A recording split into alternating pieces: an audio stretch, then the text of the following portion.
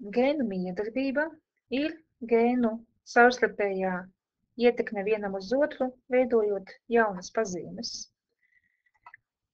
Gēnu miedarbības veidus var iedalīt divās grupās – alēlisko gēnu miedarbība.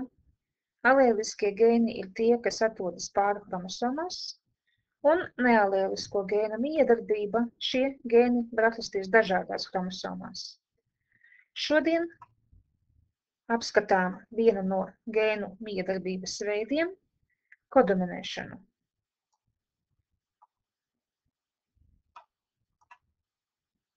Kodominēšana ir alēlisko gēnu miedarbība, kad vienas pazīmes veidošanā vienlaicīgi dominē vairāki gēni.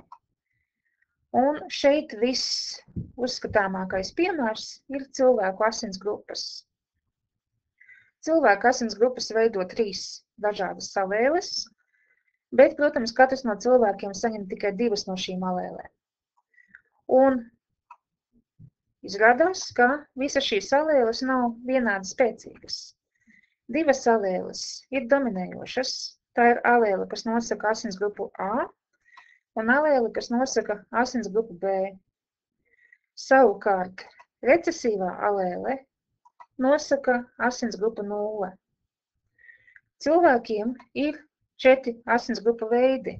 0 jeb 1, A grupa jeb 2, B grupa jeb 3 un AB grupa jeb 4.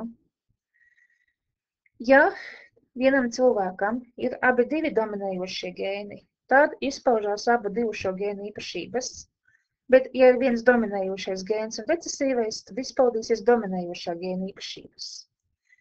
0 asinsgrupas īpašniekiem ir abi 2 recesīvie gēni, kuri nosaka 0. asinsgrupu.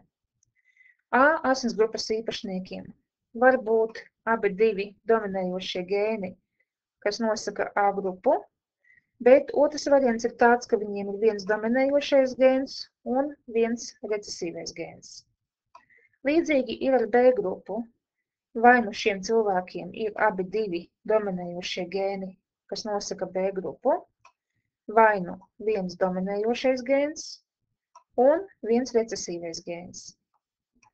Savukārt AB grupas īpašniekiem ir abi 2 dominējošie gēni A un B. Uzdevums. Tēvam ir asinsgrupa A, bet mātei B. Un jautājums, kādas asinsgrupas iespējamas viņa bērniem. Lai apskatītu visus iespējamos variantus, šoreiz ir izvēlēti abiem vecākiem heterozigotiski genotipi. Tātad tēvam asinsgrupa A un izvēlējāmies iespēju, ka viņam ir viens dominantais gēns un viens recesīvais. Savukārt mātei ir asinsgrupa B, un arī viņai tāpat izvēlējos, ka viens gēns ir dominantais un otrs recesīvais. Nākamais posms, kā vienmēr jānoskaidro, kādas gametas veidosies. Tātad tēvam var veidoties gameta, kas nosaka A grupu vai recesīvā gameta. Mātei var veidoties gametas, kas nosaka B grupu vai recesīvās gametas. Pēcnācēji. Tāda var saņemt no tēva dominanto A un no mātes gēnu B. Pēcnācēji var saņemt no tēva gēnu A, no mātes recesīvo gēnu. Var saņemt no mātes gēnu B, no tēva recesīvo gēnu. Un var saņemt no abiem 2 vecākiem recesīvos gēnus.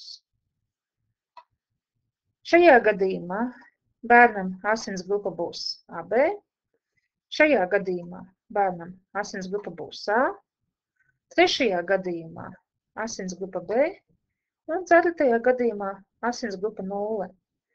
Tas nozīmē, ja vienam no vecākiem ir A asinsgrupa, bet otram B, tad bērniem iespējamas visu 4 grupu asinis.